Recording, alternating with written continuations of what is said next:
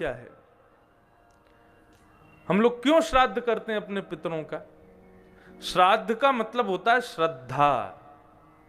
हम अपने पितरों के प्रति श्रद्धा को प्रकट करके दिखाते हैं। लोग कहते हैं किसी ने श्राद्ध नहीं किया तो उसके पितर नाराज हो गए। मतलब आपको अभी भी संदेह है कि पितर आपके मुक्त नहीं हुए, अभी भी वो आपके ही प्रसाद को पाने के लिए बैठे हैं? नहीं। श्राद्ध में पितरों का स्मरण करके केवल श्रद्धा मात्र की जाती है उनके प्रति। उससे क्या होता है? हमारे पितर तो भगवान के धाम में बैठे हैं, उनको हमारे द्वारा बनाई गई रिफाइंड की पूड़ी कचौड़ी चाहिए? नहीं। हम उसके नाते ब्राह्मणों को जिमाते हैं तो पितरों के पास में उत्सव होता है। तो उत्सव होता है तो भगवान पूछते हैं भाई उत्सव क्यों हो रहा है? बोले आज मेरे बालक गण और मेरे समस्त परिवारी जन मेरे नाम से ब्राह्मणों को भोजन करा रहे हैं। तो उससे क्या होता है? हमारे ऊपर आने वाली आपत्ति विपत्तियों के लिए पितृ भगवान से प्रार्थना करते हैं कि मेरे इस नाती को, मेरे इस पुत्र को आप ज्यादा विपत्ति मत देना। लेकिन जो व्यक्ति अपने पितरों का स्मरण नहीं करता, तो श्राद्ध काल में सबके यहां उत्सव होता है वैकुंठ में। भगवान जिसके उत्सव नहीं होता उससे पूछते हैं भाई तुम्हारा उत्सव क्यों नहीं हुआ? बोले मेरे बालकों ने मुझको याद ही नहीं किया। तो जब आप उनका स्मरण नहीं करते तो वे भी आपको छोड़ देते हैं, और आपके लिए जो भगवान से प्रार्थना कर रहे थे कि इसको कष्ट मत देना, इसको दुख मत देना, वो भी करना बंद कर देते हैं। तो जो आपत्ति विपत्तियां पितरों की वजह से रुक रही थी वो आनी शुरू हो जाती हैं। इसलिए पितरों का स्मरण किया जाता है। प्रत्येक हमारे यहां के सनातन धर्म की प्रत्येक क्रिया वैज्ञानिक है। ललाट पर तिलक क्यों लगाते हैं, चोटी क्यों रखते हैं, धोती क्यों पहनते हैं, सब चीज में विज्ञान है। भगवान शिव को पंचामृत का अभिषेक क्यों किया जाता है, हनुमान जी पर सिंदूर क्यों चढ़ाया जाता है, सबके पीछे विज्ञान है।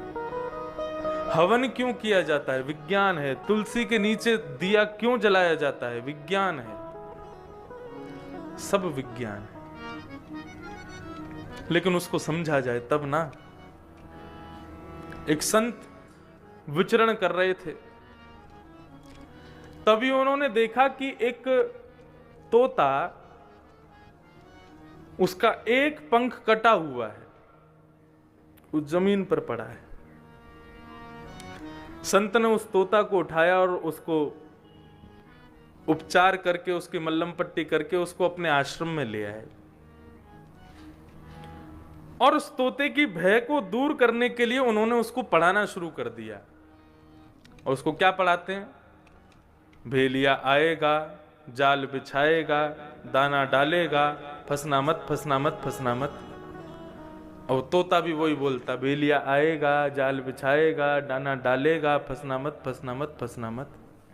और दिन रात संत जब भी उस तोते के पास जाते, बोलो तोता, तो वो यही बोलता, भेलिया आएगा, जाल बिछाएगा, दाना डालेगा, फंसना मत, फंसना मत, फंसना मत। 1-1.5 महीना में उसको ऐसा कंठस्थ हो गया कि संत बोले कि अब इसको अगर अकेला भी छोड़ दूंगा तो ये अपनी जान बचा लेगा। इसको पता है कि भेलिया आएगा, दाना डालेगा, जाल बिछाएगा, उसमें इसको फंसना नहीं है, मैंने इसको बता दिया। अब संत बोले अब तुम रहो यहीं पर, जंगल में विचरण करो, और मैं जाता हूं बद्रीनाथ केदारनाथ दर्शन करके आऊं। जाते जाते फिर पूछ के गए, बेटा क्या याद किया? बोले भेलिया आएगा, जाल बिछाएगा, दाना डालेगा, फंसना मत। बोले बहुत बढ़िया, अब अपनी रक्षा स्वयं करो। एक दिन भेलिया आया, तो भेलिया को आते ही देख वो तोता बोल रहा है भेलिया आएगा। भेलिया ने जाल निकाला तो बोला जाल बिछाएगा। भेलिया दाना डालता है, बोले दाना डालेगा। और जैसे ही दाना डाला भेलिया ने, ऊपर से तोता उड़ता हुआ जा रहा है, बोला फंसना मत, फंसना मत, फंसना मत। और जाले के ऊपर बैठ करके दाने चुगने लगा। भेलिया ने जाला बंद करके और पीछे टांग लिया। पीछे टंगा हुआ जाले में भी बोल रहा है भेलिया आएगा, जाल बिछाएगा, दाना डालेगा, फंसना मत, फंसना मत, फंसना मत। भेलिया आश्चर्य तो कर रहा है लेकिन हंस रहा है। बोले रट लिया है लेकिन इसका मतलब इसको नहीं पता है। घर ले जाकर के चक्कू पहनाता है, बोले आज तेरी सब्जी बनाऊंगा। तब भी कहता है भेलिया आएगा, जाल बिछाएगा, दाना डालेगा, फंसना मत। तो ये क्या है? क्या ये ज्ञान है? नहीं।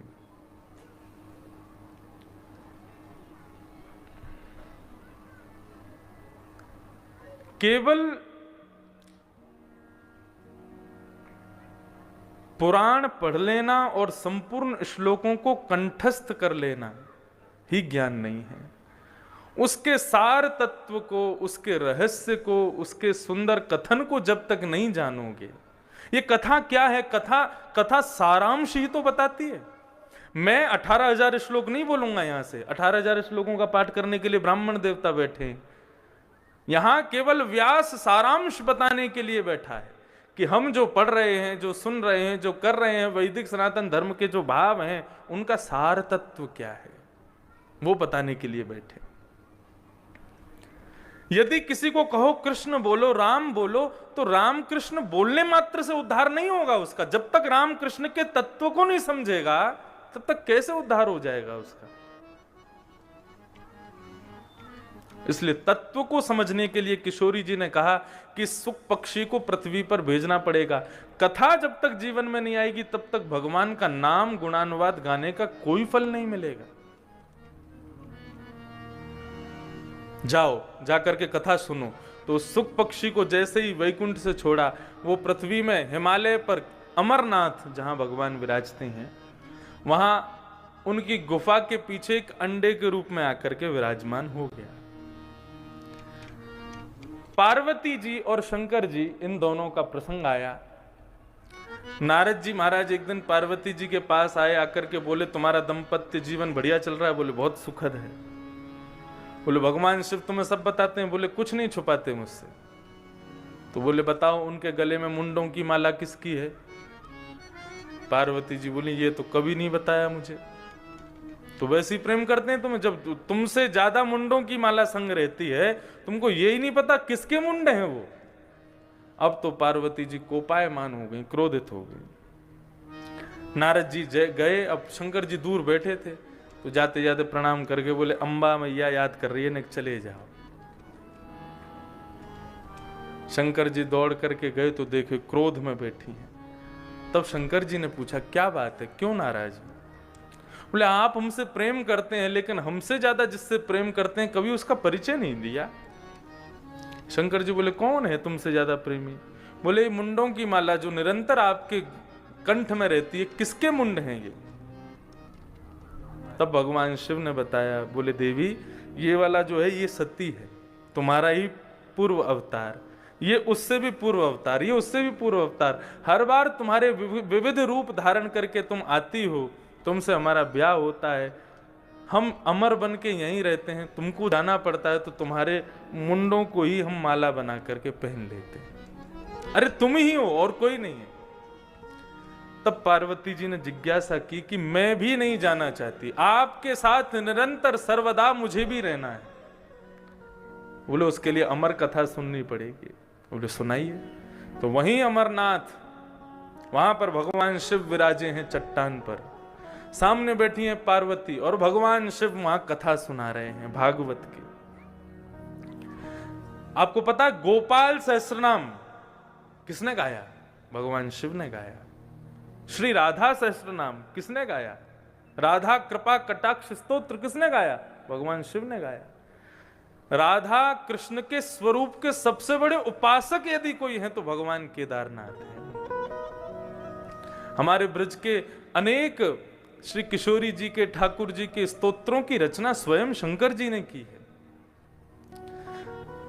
कथा सुनानी प्रारंभ की, पार्वती जी को बोला देखो हम आंख बंद करके कथा सुनाएंगे, और आपके हमारी तरह नहीं 2 बजे शुरू हुई 5:30 पूरी हो गई, 24 घंटे कथा चलती थी।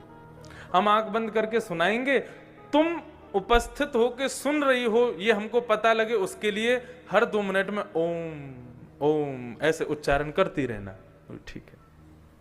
अब कथा प्रारंभ हुई तो पीछे का अंडा जो था वो फूट गया, उसमें से शुकाचार्य श्री सुखदेव जी बाहर आ गए और वे पीछे व्यासपीठ के बैठ करके आंख बंद करके श्रवण कर रहे हैं संपूर्ण कथा को शंकर जी से। पार्वती जी ओम शब्द का उच्चारण कर रही थीं। छठवें दिन की कथा प्रारंभ हुई और जैसे ही रास पंचाध्यायी कहना शुरू किया और रास की भूमिका में ब्रज की समस्त गोपांगनाएं भगवान के साथ रास विहार कर रही हैं, इस प्रसंग को जैसे ही पार्वती जी ने सुना तो पार्वती जी देहाभिमान से शून्य हो गईं। शरीर तो वहीं बैठा था लेकिन आत्मा से वे भी वृंदावन में गोपियों के स्वरूप के झुंड के मध्य में पहुंच के कृष्ण के साथ रास करने लगी। और स्थिति हो गई कि जो ओम शब्द का उच्चारण वो कर रही थी वो बंद हो गया। तो भयभीत होकर के वो सुख पक्षी ने देखा कि अरे ये तो समाधि में चली गई, अब कहीं इनके चक्कर में कथा ना रुक जाए। तो उनके स्वर में उस सुख पक्षी ने ओम कहना शुरू कर दिया।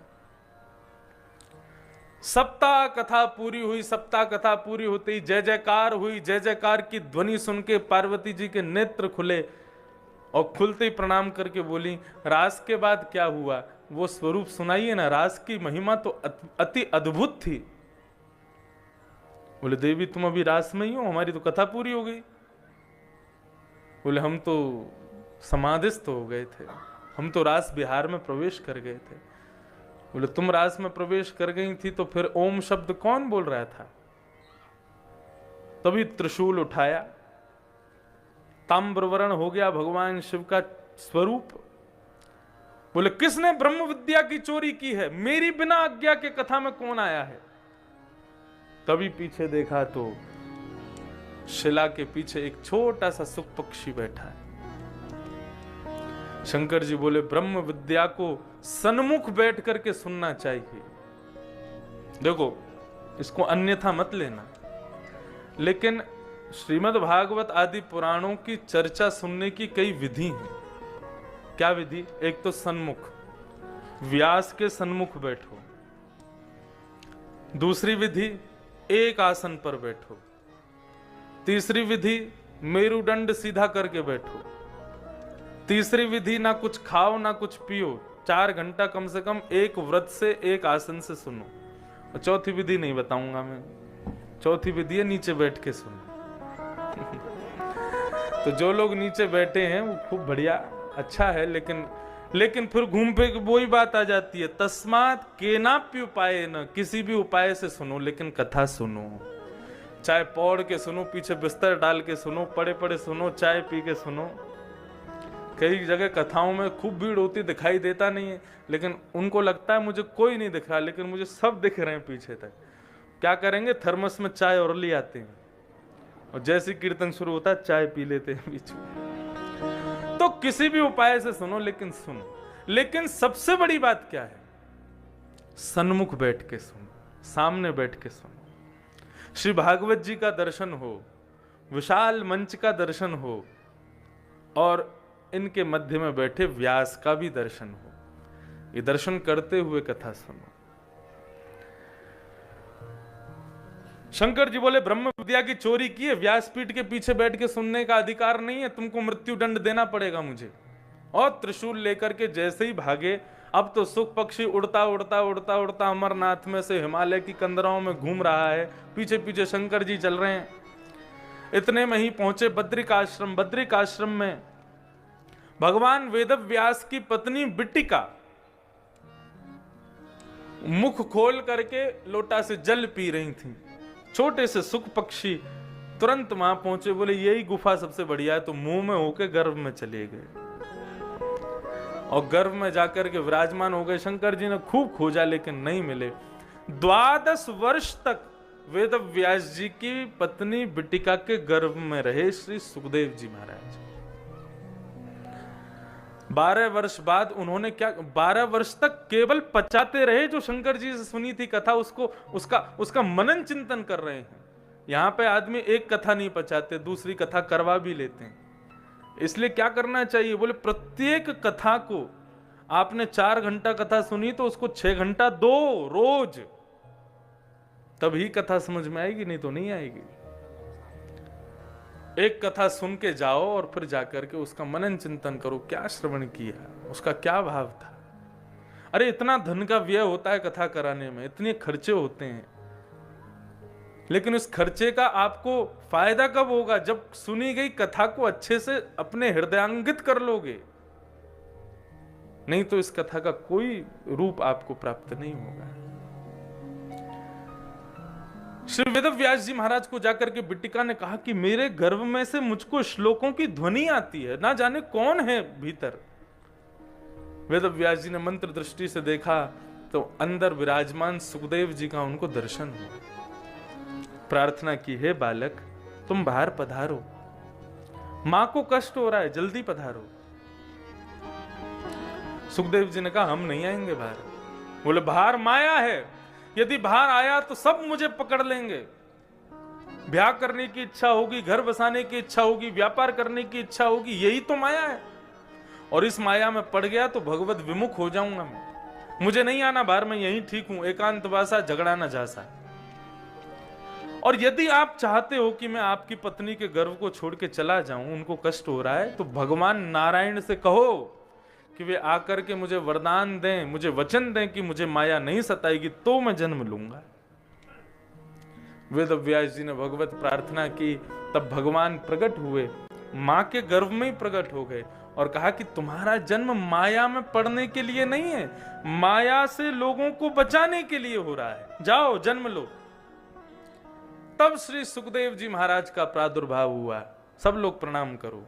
यम प्रव्रजन्तमनुपेतमपेत कृत्यम द्वैपायनो विरह कातर आजुहाव पुत्रेति तन्मयतया तरवो विनेदो तम सर्वभूत हृदयम मुनिमानतोष। कैसे हैं?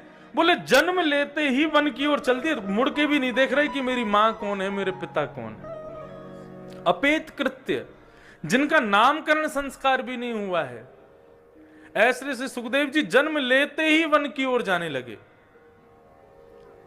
पिता श्री वेदव्यास जी हे पुत्र कह करके पीछे दौड़ रहे हैं, लेकिन पीछे मुड़ करके नहीं देखा। ऐसे श्री सुखदेव जी को हम प्रणाम करते हैं। तो वेदव्यास जी अब सोच रहे हैं मैंने भागवत लिखी, इसको घर घर में जन जन तक पहुंचाने के लिए अपने पुत्र का सहारा लूं मैं, लेकिन कैसे करूं? वो तो निर्गुण निराकार ब्रह्म की समाधि में बैठा है हिमालय पर, कैसे बुलाया जाए? तब वेदव्यास जी ने वो तरीका अपनाया जो आजकल माता पिता भी अपनाते हैं अपने बालकों को प्रभावित करने के लिए। जैसे अभी सर्दी का समय है, आपके यहां पता नहीं बनते कि नहीं, हमारे यहां पर चूरमा के लड्डू बनते हैं। चूरमा के लड्डू बनेंगे, देसी घी के लड्डू बनेंगे। कौन बनाएगी? माँ बनाएंगी, ताई जी बनाएंगी, सब लोग घर में बैठ के बनाती हैं। और सब कुछ बनाने के बाद सबसे पहले वो लड्डू चखाया किसको जाता है? बच्चे को चखाया, इधर आ, इसको चाक के देख कैसा बना है। और जब बालक चाखता है और उसको बढ़िया लगता है तो वो क्या करता है? 2-4 लड्डू लेके भाग जाता है, बोले अब तो मैं पूरे खाऊंगा, मुझे बहुत बढ़िया लगे, रोज खाता है फिर। ठीक उसी प्रकार वेदव्यास जी ने सोचा कि यदि भागवत की कथा अपने पुत्र को पढ़ानी है तो पहले उसको चखानी पड़ेगी, क्योंकि वो निर्गुण निराकार। अब देखो, निर्गुण निराकार ब्रह्म और सगुण साकार भगवान, इन दोनों में अंतर क्या है समझो। निर्गुण यानी कि जिसमें कोई गुण नहीं है, निराकार यानी कि जिसका कोई आकार नहीं। जैसे कि मेरे और आपके बीच में ये जो वायु घूम रही है, हवा घूम रही है, इसका कोई स्वरूप नहीं है, इसका कोई आकार नहीं है। यही निर्गुण निराकार ब्रह्म है। हम जिससे जी रहे हैं, हम जिस पर जी रहे हैं, जिसकी वजह से जी रहे हैं, उसको कहते हैं निर्गुण निराकार ब्रह्म। वो सब जगह है, everywhere and all the time, हर समय और हर जगह, उसको कहते हैं निर्गुण निराकार। वो भी मेरे बगल में भी बैठे हैं, यहां पर भी बैठे हैं, आगे भी बैठे हैं, पीछे भी बैठे हैं। जित देखूं उतित श्याममयी है, इसको कहते हैं निर्गुण निराकार ब्रह्म। एक प्रकार से और समझो, पानी, जब वो पानी है तो वो निर्गुण निराकार है, उसी को फ्रीजर में रख दो तो वो बर्फ बन गया, वो क्या होगा? बोले सगुण साकार। ठीक उसी प्रकार निर्गुण निराकार ब्रह्म यत्र तत्र सर्वत्र है, लेकिन श्रीमद् भागवत के द्वारा जब भक्ति रूपी फ्रीजर हमारे पास आ जाता है तो हम उस निर्गुण निराकार ब्रह्म को ही सगुण साकार कर देते हैं और उसको प्रकट कर देते हैं। जैसे हमारे वृंदावन में आओ, स्वामी श्री हरिदास जी महाराज ने अपने भजन के बल से, अपने कीर्तन के बल से त्रिभंग लली श्री बांके बिहारी जी को प्रकट किया। श्री गोपाल भट्ट गोस्वामी जी ने श्री राधा रमन लाल को प्रकट किया। हित हरिवंश महाप्रभु ने श्री राधा वल्लभ लाल जी को प्रकट किया। पुंडलीक ने श्री विट्ठल भगवान को प्रकट किया। इसी प्रकार हम आप सब वैष्णव जन भी जब भक्ति के ओतप्रोत हो जाते हैं तो इस निर्गुण निराकार ब्रह्म से ही सगुण साकार को प्रकट कर देते हैं। अपनी दृष्टि, अपने मनोभाव के अनुसार भगवान को प्रकट करते हैं। तो ये निर्गुण मतलब जिसका कोई रूप नहीं होता।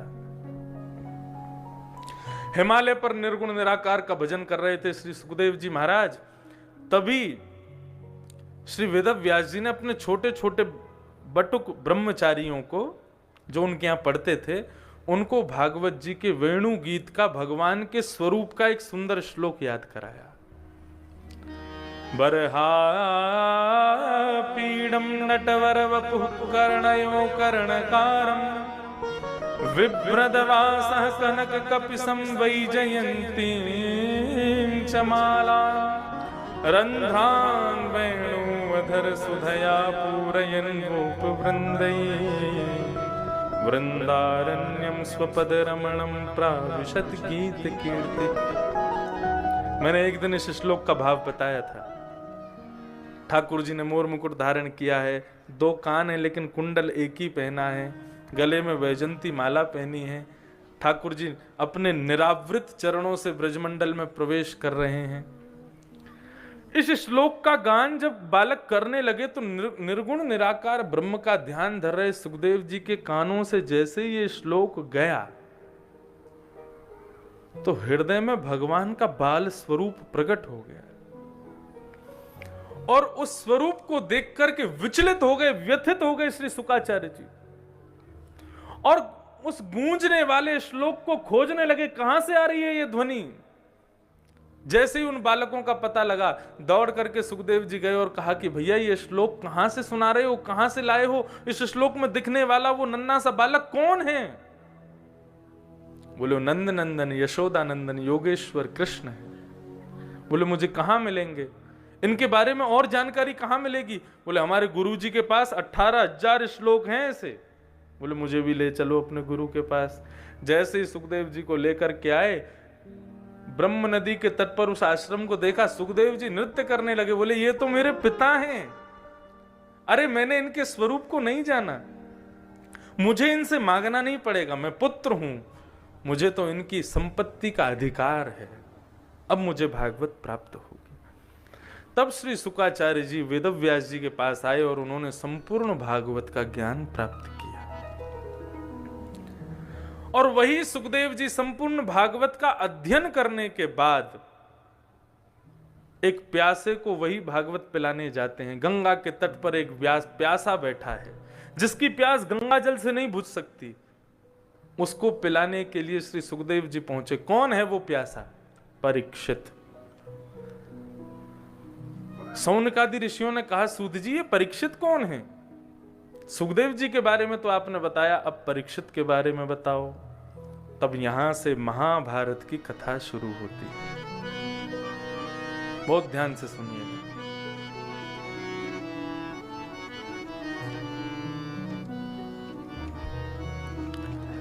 महाभारत की कथा शुरू करें उससे पहले थोड़ा सा गा लो श्री सुखदेव जी के भाव से। हमारे पंडित जी कह रहे थे 3-3 घंटा हो जाते हैं आप कुछ गाते नहीं है, थोड़ा सा गा दिया करो। क्योंकि मुझे तो दिख रहा है यहाँ सब प्रेम से सुनते, नींद उनको आती होगी इसलिए बोल रहे हैं। सांवरिया मन भाया सांवरिया मन भाया रे, मुरली वाला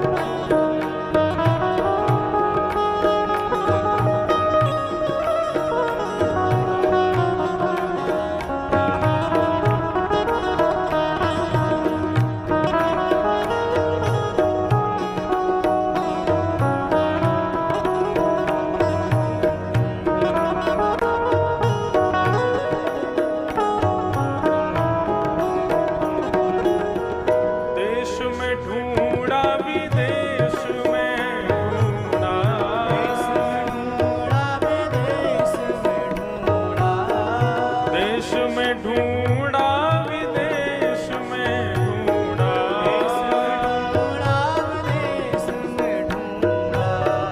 देश में ढूंढा विदेश में ढूंढा,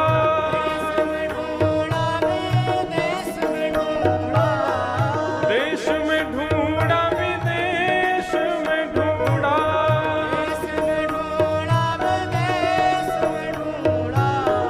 देश में ढूंढा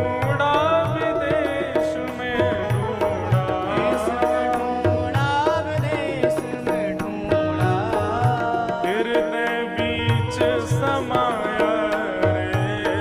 हृदय बीच समाया रे, ओ तो हृदय बीच समाया रे।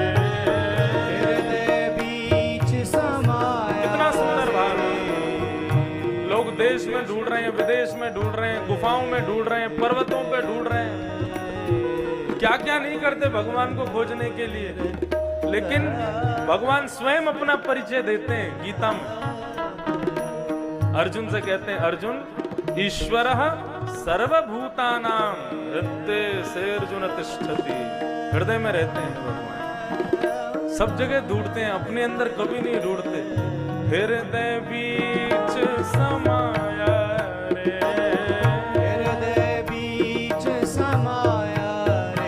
ओ तो हृदय बीच समाया रे।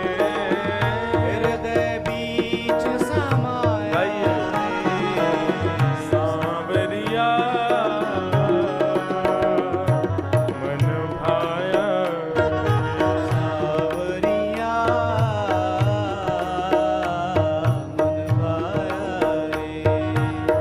राधा रमण मन भाया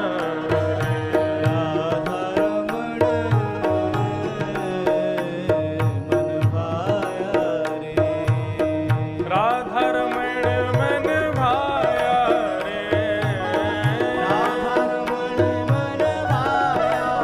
रे, राधा रमण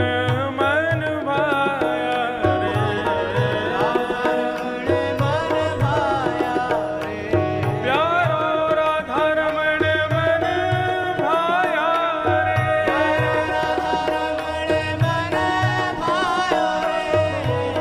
राधा रमण मन भाया रे,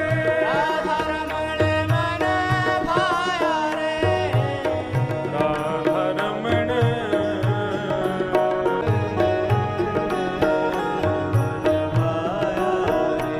जागी रही भावना जैसी, प्रभु मूरत देखी तिन तैसी। जिसकी भावना जैसी होती भगवान उसको वैसे दिखाई देते हैं। किसी को भगवान एटीएम मशीन जैसे दिखते हैं, बोले कि इनको प्रणाम करो तो ये कृपा करते हैं, ये धन देते हैं, कृपा करते हैं, उपयोगिताएं बनाते हैं, सब बढ़िया कर देते हैं। किसी को भगवान भाव के भूखे लगते हैं, किसी को भगवान को अपने समान चैतन्यता का भाव लगता है। हमारे ठाकुर जी के प्रति हमको लगता है जैसे हमें सर्दी लगती है इनको भी लगती है, जैसे हमें भूख लगती है इनको भी लगती है, हम नहीं नहाए तो हम क्या, हमें तो नहाना पड़ेगा, उनको नहीं नहलाता फिर चलो तुम मत नहाओ, केवल इत्र लगा करके बढ़िया तैयार कर दिया। तो जाकी रही भावना जैसी, प्रभु मूरत देखी तन तैसी। भैंस को लगता होगा भगवान उसके जैसे दो सींग वाले काले काले होंगे, दो कान होंगे उनके, वो भी चारा खाते होंगे।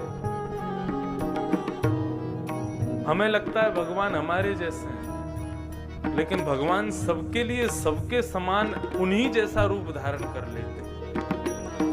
काहू में अहमद, काहू में ईशा,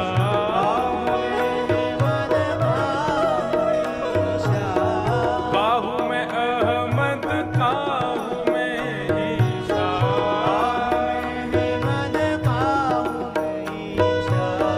काहू में अहमद, काहू में ईशा,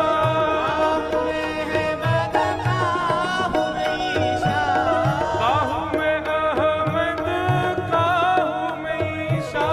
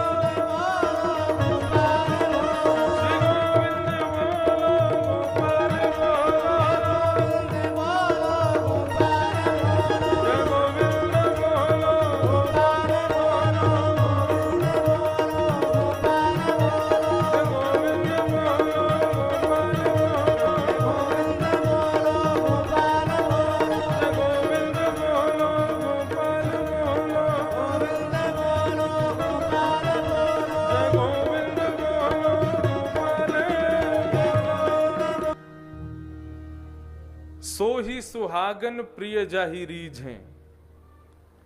ठाकुर जी जिससे रीझ जाएं उसके हृदय में विराजते हैं। शुकाचार्य जी से रीझ गए तो उनके हृदय में एक श्लोक के माध्यम से पहुंच करके विराज गए और उनको भागवत के सबसे बड़े प्रखर विद्वान वक्ता के रूप में चयन किया। सुखदेव जी ने यही कथा परीक्षित जी को सुनाई तो प्रश्न आया, ये परीक्षित कौन है? और यहां से महाभारत का प्रसंग शुरू होता है। बहुत ध्यान से सुनिएगा। महाभारत का उपसंहार, अंतिम क्षण भागवत में यहां से शुरू है। परीक्षित कौन है? सूत जी बोले परीक्षित का परिचय कोई ऐसा विशिष्ट तो नहीं है, लेकिन वक्षे कृष्ण कथोदयम, परीक्षित का परिचय देने में कृष्ण कथा शुरू हो जाएगी, इसलिए मैं परीक्षित का परिचय देता हूं। कौन है? इन्होंने ऐसा क्या किया कि इनको 7 दिन में मरने का श्राप लगा, इनको 7 दिन कथा सुननी पड़ी। पूरी कथा हम लोग आइए सुनते हैं। कौन है परीक्षित? तो यदा मृधे कौरव सृंजयाना वीरस्वतो वीरगतिं गतेषु ब्रकोदरा विघ्नगदा भृगनो रुदंडे धृतराष्ट्रपुत्रे।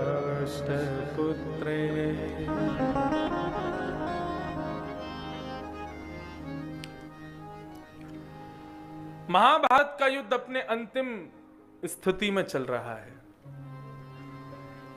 बड़े बड़े वीर वीर गति को प्राप्त हो गए हैं। केवल 2 लोगों के बीच में युद्ध चल रहा है, दुर्योधन और भीम। सब लोग अपनी आंखों की पलकें खोल के बैठे हैं। कौन जीतेगा, कौन जीतेगा, किसके पक्ष में युद्ध जाएगा? भीम अपनी प्रचंड गदा को घुमा घुमा करके मारता है, लेकिन दुर्योधन पर उसका कोई विशेष प्रभाव नहीं पड़ता।